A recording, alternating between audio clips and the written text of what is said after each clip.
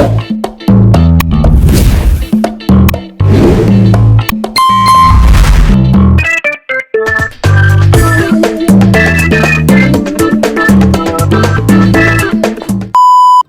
আলাইকুম সবাইকে।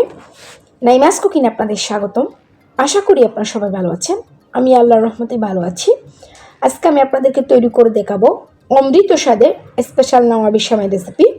আসলে মুখে লেগে থাকার মতো, একবার খেলে মন ভরবে না, বারবার খেতে মন চাইবে।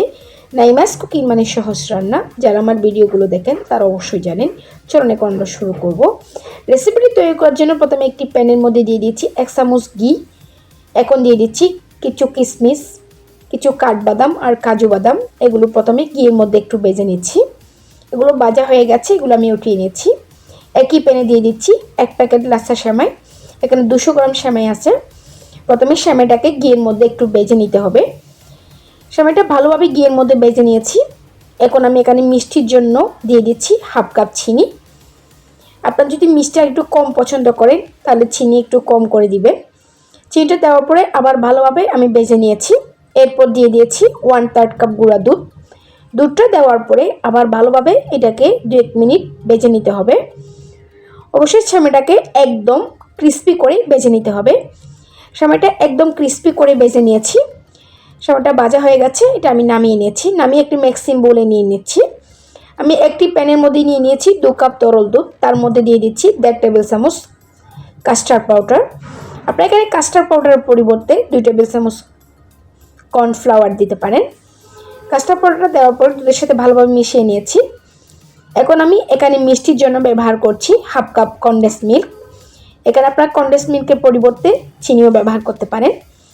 এটা দেওয়ার পরে সবগুলো একসাথে ভালোভাবে মিশিয়ে নিয়েছি। আমি চুলায় কোনো বসাইনি, এরপর চুলায় বসিয়ে দিলাম।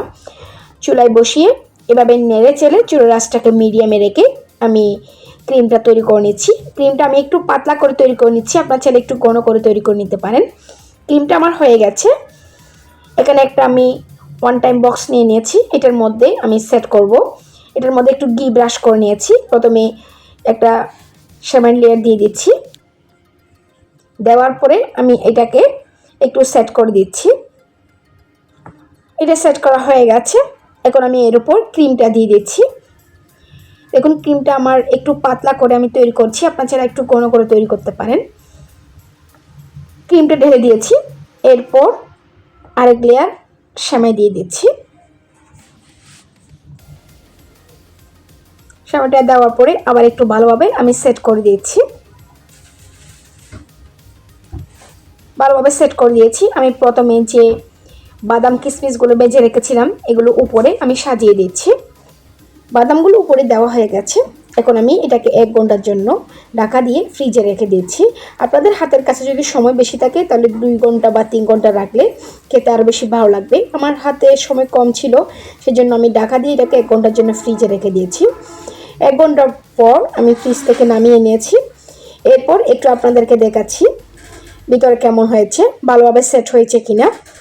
দেখুন খুব সুন্দরভাবে কেটে নেওয়া যাচ্ছে। খেতে কিন্তু অসম্ভব রকমের টেস্টি। আপনারা যদি বাসায় ট্রাই করেন তাহলে বুঝতে পারবেন নওয়াবি শামিটা খেতে কতটা মজা হয়।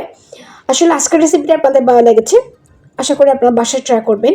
যদি আমার এরকম সহজ রেসিপিগুলো আপনাদের ভালো লেগে থাকে তাহলে অবশ্যই আমার চ্যানেলটি সাবস্ক্রাইব করবেন, পাশের নোটিফিকেশন বেলটি অন করে রাখবেন।